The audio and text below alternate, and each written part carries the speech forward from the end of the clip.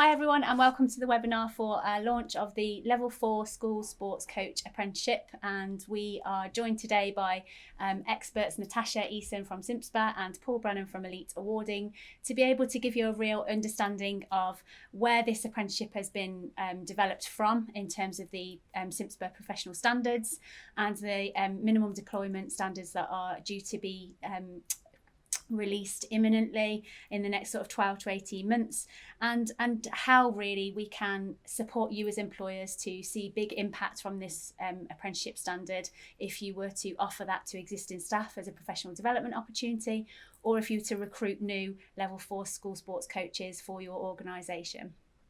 Okay, so with me today, I have Natasha Eason from CIMSPA and Paul Brannan from Elite Awarding, and I will allow them to introduce themselves in just a minute. Myself, some of you know, some of you don't. I'm Nikki, I work for Aspire Training Solutions, and I'm responsible for everything around employer and learner engagement with regards to apprenticeships. And so this is absolutely key to our offering, the Level 4 programme. And as I come to the end of the programme at the webinar today, I'll sort of explain how it fits so nicely with the offering that we already have at Level 2 and Level 3. But first of all, if I just hand over to Natasha, do you want to unmute and just introduce yourself? Hi everyone. So yeah, as Nikki said, Natasha from CIMSPA, current interim head of the Department for Standards Education and Regulation. But my main responsibilities with CIMSPA are working with awarding organisations, going through the endorsement process, facilitating the development of professional standards and apprenticeship standards as well. So I'll be talking to you today about those. Paul? So my name's Paul Brannan. I'm actually the Managing Director of Elite Awarding. We're actually an endpoint assessment organisation for sport and fitness standards, typically community health officer and community activator coach. So some of you I might have already worked with. Our background really is PE and skill sport. Really, I'm a PE teacher by trade, believe it or not, and did a sports science degree, and coach as well. So this is obviously a really interesting standard in terms of the duties that it covers. So yeah, looking forward to going through it today. Okay, thanks both. So today, obviously, we've already covered introductions, and what we're going to do is just run through the development of the professional standards and how that, alongside the minimal deployment, is aiming to kind of regulate the sector and kind of provide professionalisation of the roles within that sector. And then we're going to have a look at the professional standards mapped onto the Level 4 School Sports Coach Apprenticeship Standard and the endpoint assessment associated with that. And obviously Paul's going to cover that for us. And then really identifying the roles and responsibilities, not just of the apprentice, but the other stakeholders in the equation, really, in terms of you as employers, if you're employers, and the schools that you're working with, around maximising the impact of the standard and the experience for everybody, really. And then I'm just going to run through with you the pathway to professional status and beyond, because lots of people like to see it as a roadmap of professional development, really. And then we are just going to go through Aspire's offering for the Level 4 programme moving forward, so that you can get an idea of what we are adding to the programme from a value-added point of view. And then finally, what the benefits are to your organisation. And as I said before, we'll end with the opportunity for you to ask your questions from the expert panel. Okay, so Natasha, if you want to share your slides, you're next. So I'll just kind of give you a bit of a background in terms of who CIMSPA are, because hopefully the majority of you know who we are, but for those that don't, so we are the Chartered Institute for the Management of Sport and Physical Activity. And I'm going to be talking to you about the kind of coaching standards that we've got from a professional standard point of view and the apprenticeship standards and how they link together. So just as a general kind of intro into who CIMSPA are, the vision is around shaping a recognised and respected sport and physical activity sector that everybody wants to be part of. So all the work that we do is centred around that. And the purpose of CIMSPA, again, as mentioned, is about being the role to help support professionalise the workforce. So everything kind of workforce related, we kind of, have our kind of eye over. So that kind of is the main focus of where we go from. So credibility in terms of professionalizing the sector. So where the standards came from, where CIMSPA came from, the strategy that came out about an active nation. So the professional standards were developed back in probably the start of 2017 going into 18. And it was asked of CIMSPA from Sport England and DCMS to set a set of professional standards that would help professionalize the sector, building on from the old national occupational standards that we've got. So we looked at every role within the sector and look about professionalizing, but identifying the great work that people do within there and allowing them to progress through their career and identifying the great work that they do. And obviously this the charter enables us to do that. So we offer memberships for CIMSPA members, chartered fellows. And over the next probably year or so, there'll be a big piece of work coming from CIMSPA around the chartered work that we're doing as well. So as I mentioned, where the professional standards and the work came from was around the active nations. There was two big asks from that, which was about kind of the professionalization of the sector, developing the standards, and also working around implementing this within the workforce. So that's kind of the basis of everything that we kind of work from. So as I mentioned previously, the professional standards, we have 40 of those currently, and they run across every occupation that we've got in the sector. So we've got 40 professional standards ranging from core occupations to specialist professional standards in environments, populations and technical specialisms now. And then now we've got those finished, we're going to be working and moving towards developing a career pathway and an occupational map for that. So how can we use the standards and where do they come from in terms of implementing them into the apprenticeship standards? So we have, like I mentioned, core occupation ones, we've got environments, populations and technical specialisms. Our education partners can develop training off the back of these in either individual pieces of training, or you can combine them to create an education product, which we've done with the apprenticeship standard. So that covers the core coach occupation and 3 environment pathways as well. So not only just in the apprenticeship kind of framework that we work from, but in regulated qualifications, CPD, etc., you can build education products based on the different standards as well.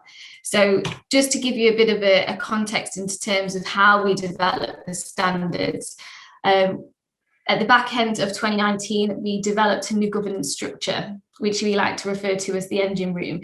So this covers our work across the sector. And as you'll see, top left, we start at the top, we have a UK workforce strategic stakeholder group, which really drives the direction in which our sector want to go at. So their primary source is around looking at leadership and developing the drive and the sector's skills strategy. Moving a bit further down, we've got the UK Professional Development Board. So on here, their main priority is to oversee kind of, again, the work that the strategic group are doing, but also implementing that slightly lower down into the committees. They'll be looking at endorsement, regulation, member bodies, etc. We are working with Scotland, so they've got a home country professional development board, and we're going to be working with Wales and Northern Ireland as well to implement it over there. So just in further down, so where the standards are specifically developed are with the professional development committees. So you'll see that we've got high performance, exercise and fitness, leisure ops and community sports. And on the right hand side, we've got one with the legal and insurance group as well. So that kind of came about from last year. Lots of questions around what can I do during the pandemic. So we thought it would be really important to make sure we've got the insurance companies on board with everything that we're doing. So with the new groups set up, the first meeting was this year in February for exercise and fitness. They will be looking at developing any new professional standards, apprenticeship standards, reviewing current standards, minimum standards for deployment, chartered, anything within that sector, in that industry area, they will take sole responsibility for in driving the skills plan for that. So where the professional standards come from are those, and they'll be reviewing them as well. And then obviously slightly down at the bottom, we've got the specialist expert group. So there'll be a number of professional standards, technical ones that sit across multiple industry areas. And that's what those groups are specifically for. So when we talk about the development of the standards, it's not CIMSPA sitting in its ivory tower in the sports park in Loughborough at all. We consult widely. We want to make sure we have the right people around the right table and that everybody inputs into the standards as well. So the review, so currently the first round of review for standards will be in May for exercise and fitness, for gym instructor, PT and group exercise. they will go out 1st of May. So anybody who's anywhere that wants to input, whether you're an education partner, whether you're a learner, whether you are a teacher or whatever, you can input into that consultation as well. So that's kind of the engine room for where all this starts. The Professional Development Board also acts as the trailblazer group for all apprenticeship standards. And the chair of that is obviously the chair of the trailblazer group as well, which currently is John Argent. So just then moving forward on into what do the coaching standards mean? So it's about an improved understanding of what the coaches do in the different environments and what the actual role is that they undertake. So we're looking at how the professional standards have been developed. There has been a more emphasis, I suppose, on the softer skills, so the interpersonal and intrapersonal, and that's a big difference from the old national occupational standards into the professional standards. Employers were saying that they want those people to be engaging with the learners, with people that walk on to into the organisation. What we offer in terms of quality assured CPD, increased learning and development opportunities, accessible routes into coaching, so not necessarily a generic, got to do level 1, got to do level 2. There's multiple ways in which you can access and progress through your career as well. The standards can be used for job descriptions, they can be used for multiple things as well. So we'll be working on a bit of work around how employers can be utilising them to support people to work through their career. Sector and employee deploy professional recognition. So obviously we've got the opportunity for chartered, and obviously the sports coach feeds into that nicely as well, which we'll be going out for consultation towards the end of the year on. And it's about giving the public increased confidence in the professional, respectable sector and providing opportunities wider as well. So specifically looking around the minimum standards for deployment work, which I mentioned earlier, there was a work started a few years ago on this, which focused mainly on sports coaches delivering in a school setting outside of curriculum. So obviously we worked with AFP, UK Active Kids, UK Coaching to create a set of minimum standards for deployment, which obviously came out back end of 2019 and obviously we'll be implementing over the next coming years as well. And this is what kind of informed the professional standards as well and into the apprenticeship standards. So apprenticeship standards, we have 6 starting way back, what seems like a while ago now, back into 2017 into 18, around community sport and health officer and community activator coach, which then moved into leisure duty manager, personal trainer, leisure team member, and now with the sports coach. So if we're looking specifically at the sports coach and the group that kind of supported the development of that, it was a long process. I think you probably would have seen that it came out and it was originally on the proposal at level 3 and then it changed and we went back and forth with them multiple times to kind of get this signed off to where it is. So it is underpinned by the professional standards for the coach and the 3 pathways around high performance, community sport and working in the school sports environment as well. So if we're looking at the different pathways and what they do, high performance, developing athletes and players in a high performance setting. So this includes talent and development pathways, national and international programs, professional and podium environments. And UK Sport are taking the lead on this one and they'll be running their first cohort over the next few months as well, starting. Community sports, again, off the back end of our community sports environment professional standard, motivating and engaging people of all ages, and can be in a community sport setting, includes local authority, charity, national governing body and sport community initiatives or clubs. So we wanted to make sure that the standard and the apprenticeship standard was widely adapted into the different environments that it would be used in. And then school sports, around what we're going to be talking about today, is we're looking at collaborating with teachers to develop pupils, and also this can be within schools and registered childcare environments as well. So again, multiple uses. As I mentioned, it kind of came off the back of the professional standards, and the school sport environment was designed specifically around working in outside of curriculum, but obviously it could be utilised across many environments as well.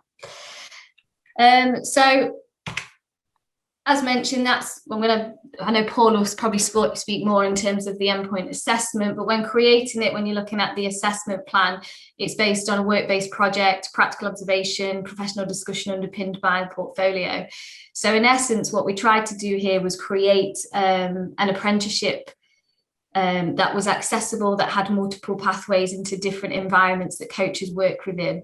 And we wanted to really explain and kind of put across the different areas that people work within, but also that it's underpinned by the same knowledge, behaviour and skills of a coach.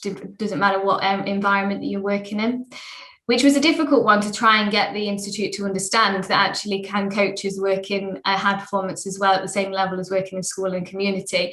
But obviously we got there in the end. But yeah, it's been one that's been in development for quite a while, one that's been definitely had lots of interest around.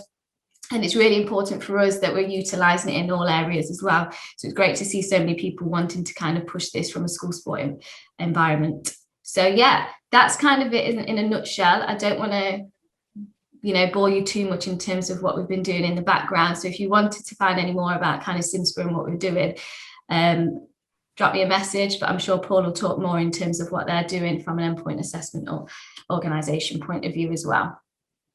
So yeah, that's me. Thank you. And it just shows really, the passion that there is for the whole sector really, in terms of making sure that, we value the contribution that these professionals can make to young people's lives, to those in a sporting environment, those in a community environment, and that, with that we need an underpinning professional development process so that we can support them to, excel in their roles really, and the difference that they can make. Okay, Paul, if you want to share your screen, and then we can go through the standard in a little bit more detail, what's involved from a knowledge, skills and behaviours point of view, and then looking at the endpoint assessment process as well. Okay, thanks for that, Natasha. So can you all hear me okay? Yes, I hope you can. So I've actually attached the link here to the actual apprenticeship standards. I'm sure Nikki will share the actual endpoint assessment plan in the comments at the end. And the sports coach, Natasha touched on really, so I'll just quickly whisk through the first part. It's split. There's basically core duties, and then there's optional duties. And the optional duties, it is largely linked around the environment. So depending on the environment this apprentice will work, dictates what options the employer decides to take. Okay, so they've been touched on, so I'll move past them. So typically the high performance coaches, they're gonna look in more detail at profiling of players. So they're going to look at the typical technical, the tactical, the social, all those elements. They're going to look at in detail. They're going to look at performance and how they can improve performance. I just put an example there of profiling. So they'll be breaking down the technical skills, the physical skills, but understanding it in terms of the broader context of the season. So they're looking at periodization. They're looking at microcycles, mesocycles. So it's more science, sports science based in nature, really. So this one, which is the one you're probably all here for, this. Although this is, as Natasha said, towards outside of curriculum, you will notice as you read this that there are features that talk about the national curriculum. So these apprentices will need to understand the national curriculum and the different levels, and have a good understanding of how departments operate really. So it's about them understanding the psychomotor skills of the young people they work with, and looking at how they can improve those things. Okay, and in terms of targets, like with most departments within school settings, they actually will test the capabilities of pupils, and then they will post-test at the end of a scheme of work once it's completed. So they'll be involved more in that part, the assessment part, I would imagine, but also how that links with signposting and after-school clubs and the community bits and sports teams and things like that. So I've put some stakeholders there, obviously children, parents, they'll be more involved with the SENCO. They'll have to understand the actual school infrastructure more with this one.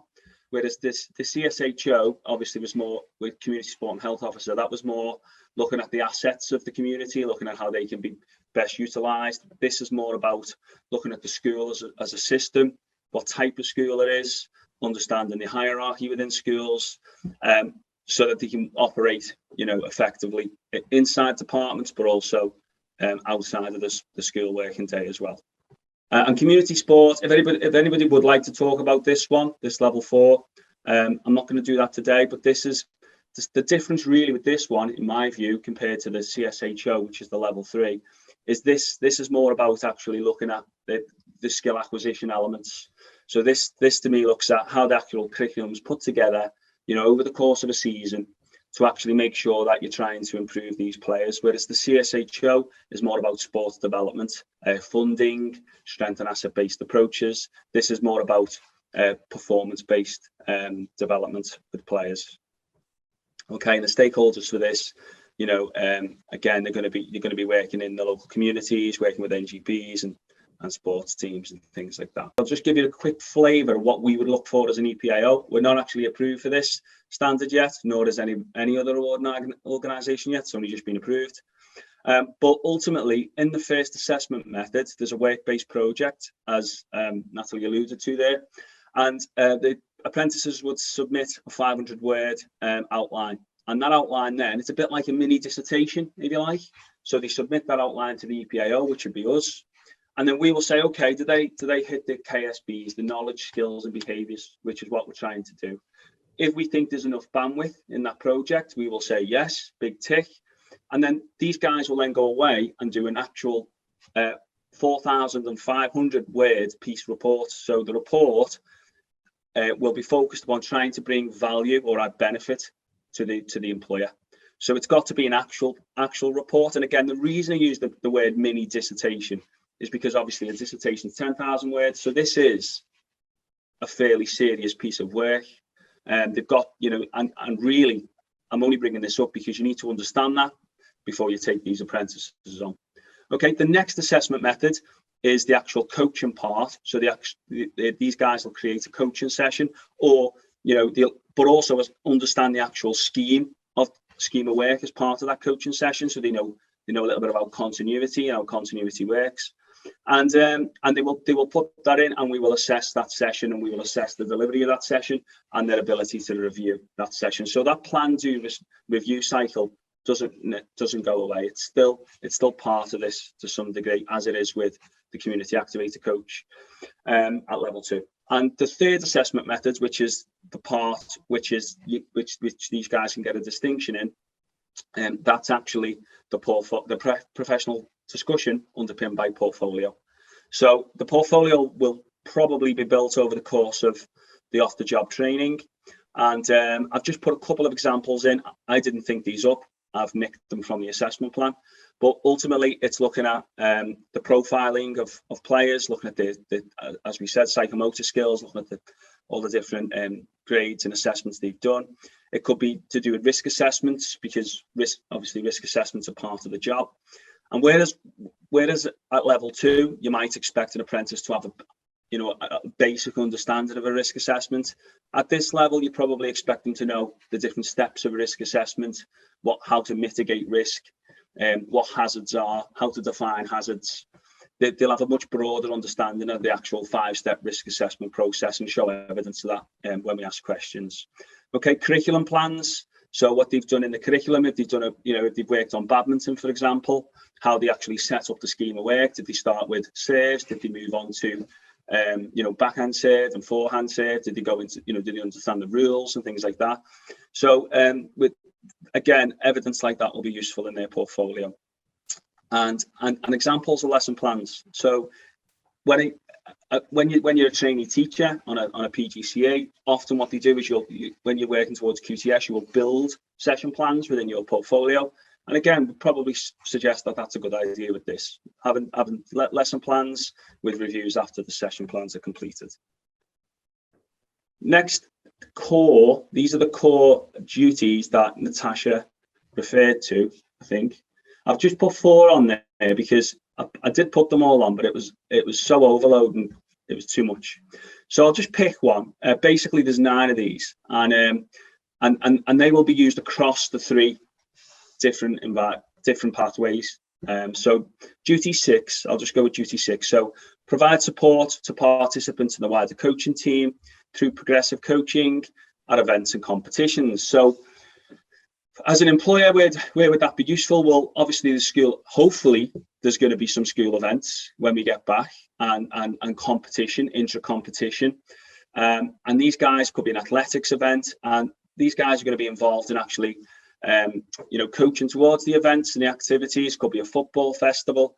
But so they're going to have to understand, the safety elements, the emergency operating procedures. If they're gathering evidence for that, they're going to need to know what their roles and duties are as part of that process. So duty 1, develop an update on coaching philosophy. Now I read that and I thought, well, what is coaching philosophy? And really it's what guides them. So we'll be looking for like what the guiding star is for the apprentice. What are their guiding principles?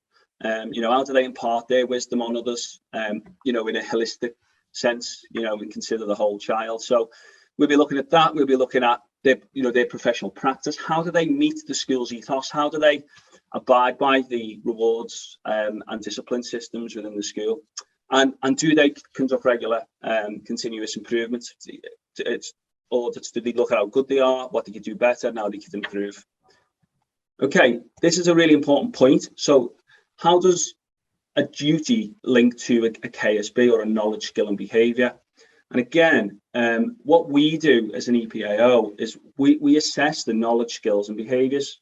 So on the right hand side, I've only picked 2 because there's in some cases there's 4, but I've picked 2 just to give you a flavour. We will be looking as an EPAO, do these apprentices do these things? So as part of duty 1, develop own coaching philosophy, we'll be looking whether they're inspirational, whether they lead by example, where they've shown integrity. Have they tackled a difficult issue in a school environment? Have they dealt with bullying? Have they dealt with things like that? How do they build trust? And that's part of the evidence that I referred to earlier in the assessment methods. And we'll be looking at what their philosophies are and how that links to the context that they're working within. On duty 6, we might be looking at, as we say, on safe practice. So are they actually operating in a safe way when they deliver on competitions? And do they understand how learning takes place and how skills are learned and what skill acquisition is about? So there are a couple of the things we'll be looking for that link to each core duty. Okay, so these are 4 optional pathways, but linked to this environment. So duty 21, let's have a look at this one. So ensure the design and delivery of high quality, inclusive curricula and extracurricular lessons that meet school standards. So Natasha mentioned about outside of school, I think on her SIMSPA standard, but this is going to happen inside of school time as well, based upon this duty. So we were looking to see that they can provide, real high quality activities for these young people, and that they understand what inclusivity is and how that can be achieved, whether it's through differentiation, the STEPS model, those elements. We'll be trying to get to the bottom of that and make sure they understand how these pupils best learn, how skill acquisition occurs and what that looks like. Okay, and then I'll pick another one. So let's go for, we go for 19. So the word pedagogies, there's a couple of words in there that are linked to, education and teaching, but that they understand, the actual philosophy of coaching and teaching, and that they understand the actual curriculum, all right? And they understand some of the regulatory elements that are linked to that. So that there are bits around Ofsted, that are bits and that they understand Ofsted as part of that, which is in this apprenticeship standard, but also in the SIMSPA professional standards as well, because these do map. Okay, so if I just pick one so I can speed up, we'll go with duty 21. So for that one, when as part of that, we're looking at they can plan sessions and that they've got the techniques to do that. Looking at the development needs of the audience, educational targets and curriculum plans. So for this, they're going to have to understand not just the school as a whole, but actually the operational mechanics of the department, or at least they're going to have to communicate with that so that they understand that, where these pupils are and where they need to get to. Okay, and also that they know the risk assessment elements, as I've said, and that they understand operational procedures, health and safety policies linked to the school. Okay, so that's a little bit of an overview of some of the core duties and some of the optional duties as well, and how they link to KSBs. Thank you. Thanks, Paul. It's really useful. And I think what, one of the things that we are always conscious of as a training provider is to work really closely with endpoint assessment organisations such as Elite and with Paul to make sure that the training through to endpoint assessment is seamless, and so that we are right from the very beginning of the programme preparing both employers and the apprentices themselves for the endpoint assessment process and for the final kind of final stage of the training. I think, while Nikki gets that up, I think I'll mention the fact that when these apprentices go into schools, a key part of this is getting them set up early so they understand the endpoint assessment expectations, because part of the evidence is understanding the whole school. So as soon as they go in, there's a load of research around what type of school it is, what the structure of the school is, how the department operates. That research element, if you don't understand that at the start, then you can't gather the evidence early on. And what will happen is it creates issues. So you can tick off these knowledge, skills and behaviours. And that's why I've discussed the assessment method, so that you understand what's at the end, so you can move and go in reverse and go backwards. And that works really nicely with this slide, actually, Paul, because that's what it's all about. It's about identifying the fact that it's not just the apprentice doing the learning that's key to this process. You as an employer are key to it, and also the schools that you're working with are as well. And if you are going to see maximum impact for your organisation and for the apprentice and ultimately for the children, then to have that kind of sense of collaboration throughout that process is really key. So I just wanted to just run through a few kind of top tips, really, for maximising that impact, and that is around early investment in your staff and their CPD journey is going to be really key to developing their responsibilities, developing their confidence, and also supporting those less experienced coaches to be able to be comfortable with a learning journey, and that prepares them then and kind of makes them aspirational for becoming kind of professional in the sector. And so the professional development that you provide them with, both internally and externally via apprenticeships or other commercial training provision, is going to be really key to setting them on a pathway of kind of quality delivery. And it's important, I think, to let your schools know that your apprentices are on that programme and exactly what that involves, because it's about getting them on board. And so you want to really embed that apprentice in the school, have that relationship with the school where you talk to them about the apprenticeship standard that the apprentice is going to be doing, what the requirements of that are, how that can positively impact the children and the school themselves, and help them to raise standards in terms of PE and sports delivery. And so, to be able to speak to head teachers and senior leaders about school development plan priorities and identify how the work that the apprentice is going to be doing as part of their apprenticeship could potentially impact. And so, for you as an employer to understand the apprenticeship standard, the knowledge, skills and behaviours they're going to be working towards, and the endpoint assessment process, you can then work positively with schools to identify collaborative projects or pieces of work that the apprentice could be working on, really getting under the skin of the delivery of the provision across PESPA within the school.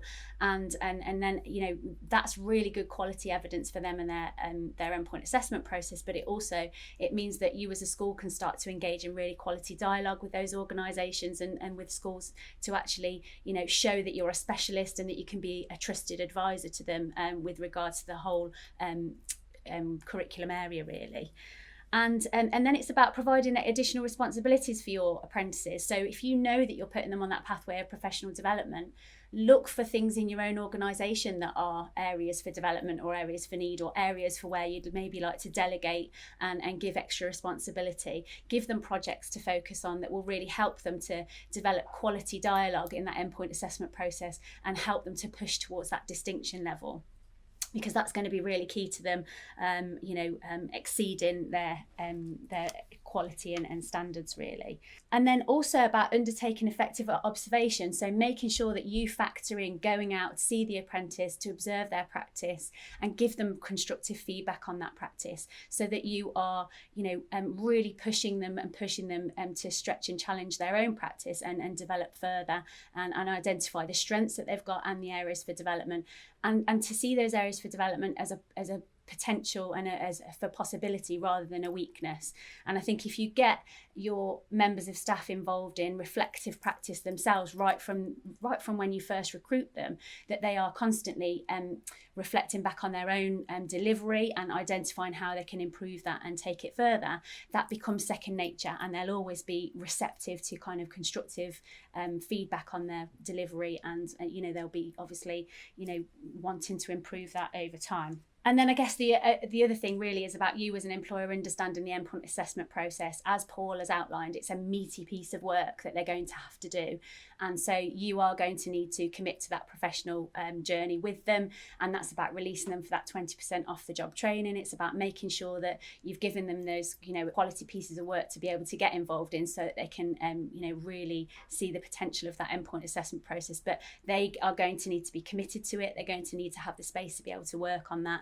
And then at the end of that, everybody will benefit. We've just created a bit of a roadmap really, and it might look a bit like a spider's web, but what we just wanted to do is show that there is now a pathway to professional status within the sector and beyond. So lots of coaches will be looking at, I want to be a PE teacher, and it's about sort of how do they get through that route way from starting off maybe in a level 2 apprenticeship or level 3 apprenticeship, and then move through that process to be achieving that professional status, and then potentially working towards qualified teacher status.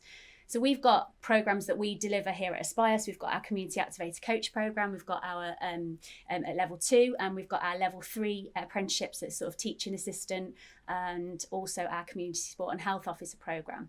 And one of the things that we also do is we add value to those to make sure that there's the dimensions that are going to be required of those apprentices in their role within schools or within yourselves as coaching organisations, to be able to offer both a curriculum impact at PE and also from the things outside of the curriculum around extracurricular clubs, maybe supporting lunchtime activity, holiday provision. So for instance, our added value elements will incorporate coaching training as well as PE and school sports certificates, so that they can start to understand the way that the national curriculum works within PE. And so, for instance, our candidates would be able to move from an introduction to sports coaching that maybe might be delivered via a traineeship or via a Kickstart program that would be running, through to a level 2 Community Activator Coach program. Some jump over and go straight to level 3. And we would then incorporate a multi-skills coaching award at those levels to be able to get them ready to deliver and supervise coaching provision.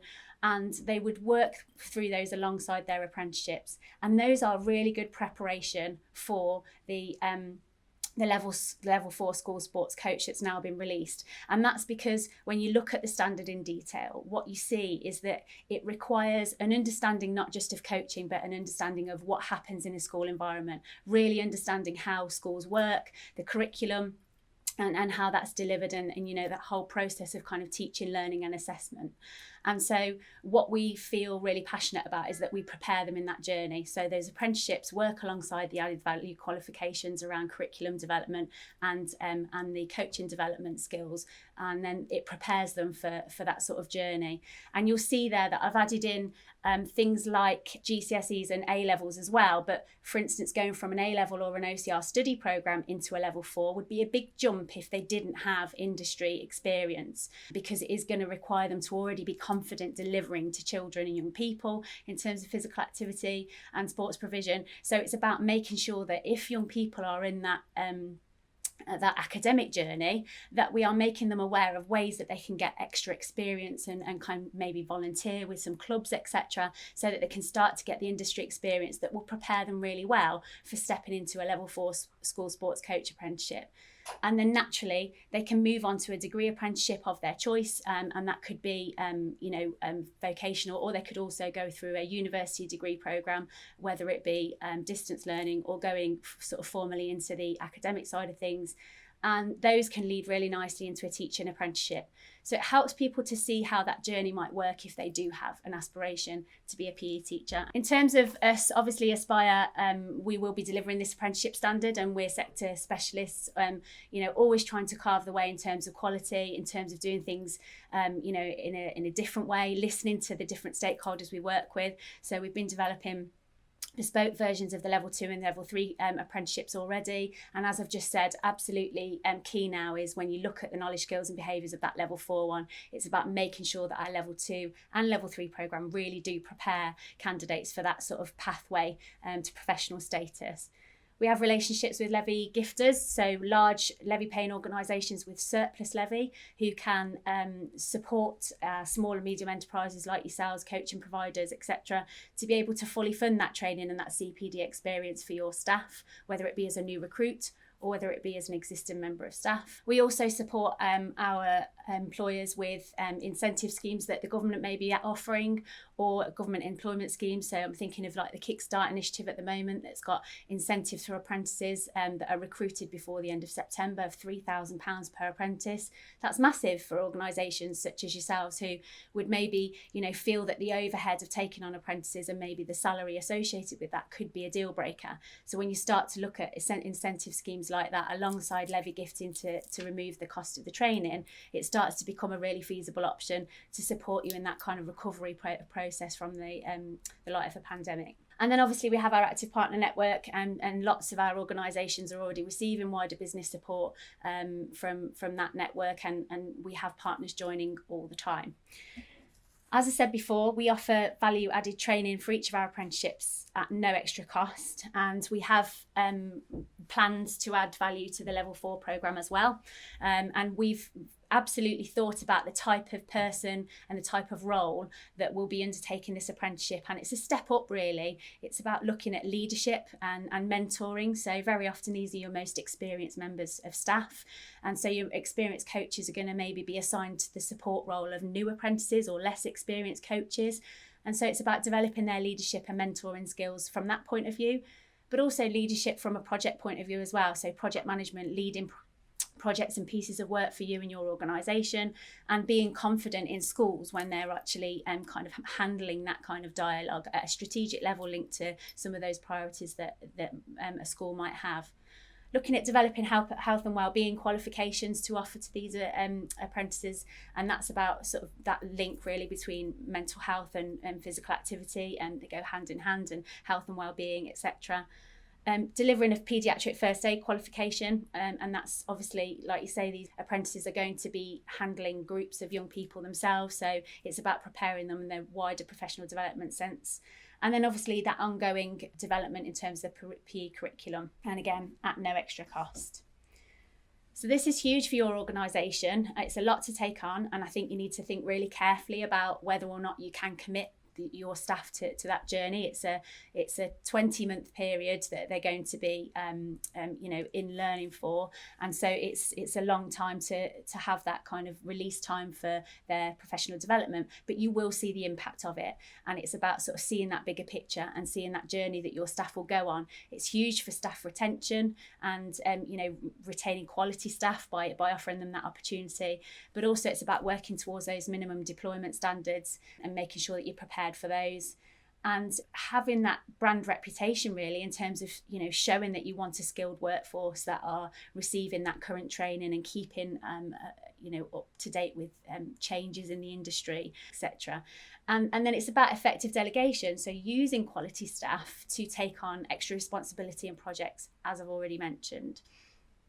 And it's about staff morale, it's about motivation. If people are valued, if they are given sort of responsibility, then you're much more likely to see them positively engaged in your organisation and really sort of live and breathe that DNA that you want them to have. Questions? Has anybody got anything they want to ask? You are free to unmute.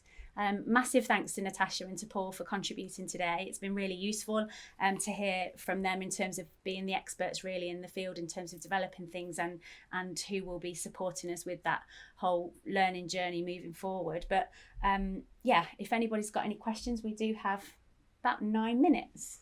Right, in the chat we've got a question: will there be a requirement for coaches delivering curriculum PE to have a level 4? Natasha, is that best to come from you, from the minimum deployment side of things? Not something that we specifically looked at in terms of kind of curriculum delivery of PE. We've always kind of focused on probably outside of curriculum, which is where the minimum standards kind of are based around. So it may come up in conversation kind of later on down the line, but it's not something that we've highlighted as part of that piece of work yet.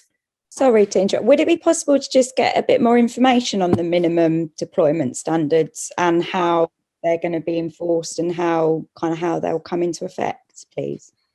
Yeah, so I suppose, like I said, the minimum standards for deployment were based around those coaches working outside of curriculum.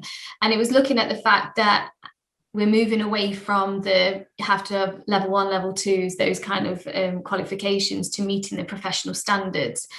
So there was a transition period. So we have been getting lots of questions around it, and it's, we're working with kind of local authorities that have questioned that, and schools where are interested in how that's implemented. But it's supported by, like as I mentioned, kind of AFPI, UK coaching, UK Active Kids, etc. So we're going to look at how we can get that message out a bit further. Obviously, like I said, these minimum standards came out a few years back now, and it seems that 2021 has creeped up rather quickly as well. So there has been questions around it, but it's the way that we're kind of moving away from just the level you've got to have achieved this to actually, if you meet the core coach standard, then you only need to pick up the technical things to be able to deliver in that specific area. So it's something that we're looking at in terms of that wider comms piece to get that out. Okay, thank you. We've got a question around what are the next steps. So in terms of our delivery of this apprenticeship standard, obviously we are eagerly awaiting Elite being granted endpoint assessment status to be able to deliver on the endpoint assessment side of things. We plan to deliver this apprenticeship standard sort of from September. We're going to have a cohort in September, and if anybody is interested in being part of that and reserving a space on that first cohort in September, we'll be sending out an expression of interest form after today, along with the recording of the webinar and the slides, etc. So you can get in touch. And as I said at the beginning, if anybody's got any kind of individual conversations that they want to have, I'm happy to talk through the funding side of things with people, or our training model on how we will do things. So yeah, absolutely, we'll be in touch. And somebody's asked, how would maths and English fit into this if candidates don't have the required levels? Okay, so in terms of functional skills, at Gateway, I rushed through this, but once they get to Gateway, there's a gateway, if you imagine, they've got to pass through to get to EPA. And what we do is we check their functional skills. So they need a level 2 in maths and English.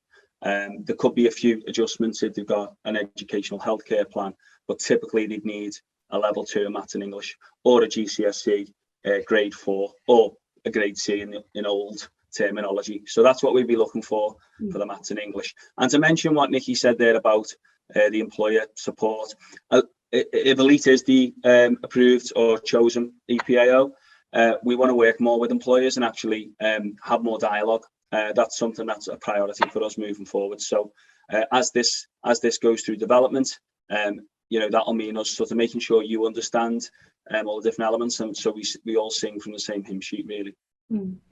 And I think it's about having that conversation with the individuals about whether they feel that they can engage with a level 4 program. Like you've explained, Paul, it's a lot of commitment, a lot of work. There are some really big pieces of work, and it's about making sure that they are confident to be able to produce a 4,500 word piece of work, and so we can discuss individual circumstances around that and look at whether or not there needs to be some maths and English work before they undertake the apprenticeship to sort of ready them, or whether that can run alongside, and whether you can release them for that additional sort of training and support, really. What is the cost of the standards? The cost of the standard is 9,000, which is covered by the apprenticeship levy if you work for a school or local authority organisation that pays into the apprenticeship levy. Or if you are a non-levy organisation, you would only ever pay 5% of those costs from a co-investment point of view, which would be £450. However, as I mentioned, we've got those relationships with levy share organisations who can potentially transfer that full amount of 9,000 into your digital apprenticeship account, meaning that those training costs are fully funded. If these are your existing members of staff, then really you just continue to pay them as your staff as you usually would, and this is a professional development opportunity. You don't have to recruit new apprentices for this. It's about kind of looking at how you can upskill your existing workforce as well. Will there be a requirement for coaches delivering curriculum PE to have a level 4? That's not clear yet, is it, Natasha? Yeah, I think we Have you covered level that just 4? slightly earlier in terms of we haven't engaged necessarily with inside curriculum delivery in terms of the standards that we've written and the minimum standards for deployment within that area. So like I mentioned, the ones that have been published are just around working outside of curriculum. And another question here, what is the outcome if they already have a degree? So if they've already got a degree and they wanted to go through the level 4 school sports coach apprenticeship, they could potentially then jump onto a teaching apprenticeship at the end of that. And I mean, if they've already got a degree, they could potentially be applying to be going towards the teaching apprenticeship anyway. It doesn't require the level 4, but it would really help them to understand the sector and their curriculum area. Will the minimum standard for outside of curriculum be level 4 in that case? Yeah, so in terms of the standards and the minimum requirements, what we look at is meeting the actual standards. We don't level standards in the work that we do. So it's a difficult question when we say, you know, is it going to be the level 4 in this case? It's the standard in which they work with. So when we look at the requirements of working in a specific area, we refer that to the standard and not necessarily the level. But what we're saying, obviously, we haven't written the minimum standards for deployment within this area yet, but obviously this will inform some of that work. I think on that point, it's we training providers. We all want qualifications. We all want to get a level, and it's like you're all trying to work this level out. And I think this. Am I right in thinking, Natasha? This is sort of moving away a little bit, where it's not necessarily you need this, and this. Is that what you're trying to say? Yeah, so we are trying to move kind of away from the levels, and it's actually looking at what is required for that role, and that's where the standards are based around. And so when we're looking at the core coaching requirements, that we want to make sure that actually you don't have to keep repeating those and just do the technical things on top of it. So we're just specifically looking around what that role is, what are the requirements, and we don't want to make sure that we don't want people to keep repeating the same and it's costing them more and more money. Yeah. And I think that's where the knowledge, skills and behaviours and the duties, that's the thing that's the same across CIMSPA's professional standards and also the apprenticeship standard. They are mapped. So if they're doing all the right things on the apprenticeship standard, they're actually satisfying the CIMSPA standards by default because they've approved it or mapped it. So really what should happen is once they've completed with us and we stamp them and we certificate them, which I'm sure we will, then they get CIMSPA recognition. Is that right, Natasha? Yeah. So they can either come in at the start as a CIMSPA student member, and then obviously on completion of the apprenticeship, they will be able to come into membership as a full member as well. Okay. Just final question: do you see this role replacing a PE coordinator? I guess it's a professional development opportunity for somebody who might be coordinating PE, isn't it? Can I give my personal opinion as opposed to? Okay, I suppose from a sort of operational position, the teacher is ultimately in charge. So if there's a PE teacher in that vicinity, then this apprentice would complement that. If it's another teacher in there, they would still be typically overseeing some of this. But I don't see it as replacing PE teachers. It's unlikely based upon the various sort of education acts that you wouldn't be fitting these in for like a PE teacher. Whether it would take the place of sort of or do some work around the links between PE and school sport and like the school sports coordinator roles where they're working with primaries and doing competitions and things like that. They could support on that, I'm sure. And I think having somebody with a designated role like this helps to relieve the pressure on people who are maybe leading on PE in the curriculum to be able to realise some of that vision that they don't necessarily get to really get under the skin of. Having somebody supporting it like this, and somebody who has been sort of receiving the right professional development to be able to really make a difference at a strategic level on those things as well. It just helps to share the responsibility. Otherwise it ends up being that, somebody's overloaded with, particularly the stuff like the competitive stuff and the, tournaments and the extracurricular side of things.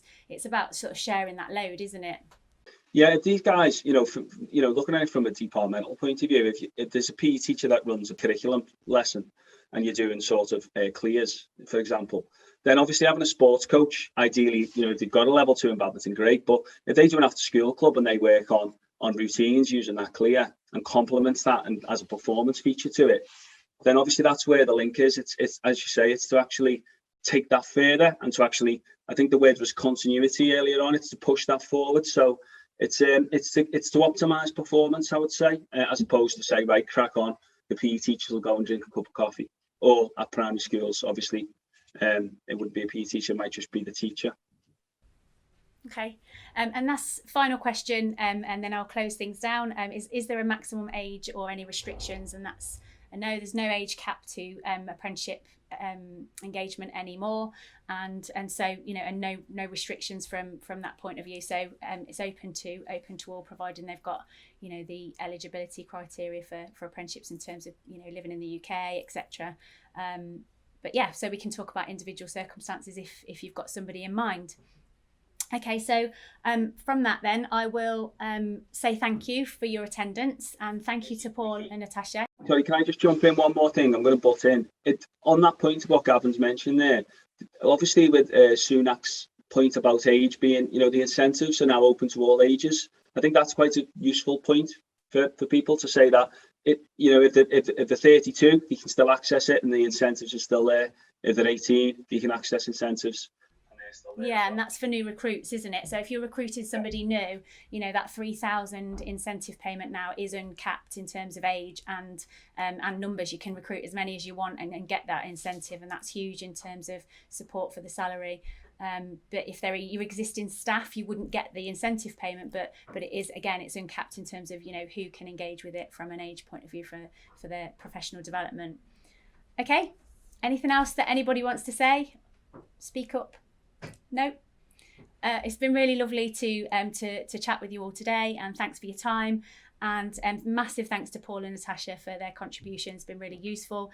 As I said, we'll be in touch and send out the details of the webinar alongside expression of interest form for our September cohort. If anyone's got any questions, you're more than welcome to get in touch. Take care.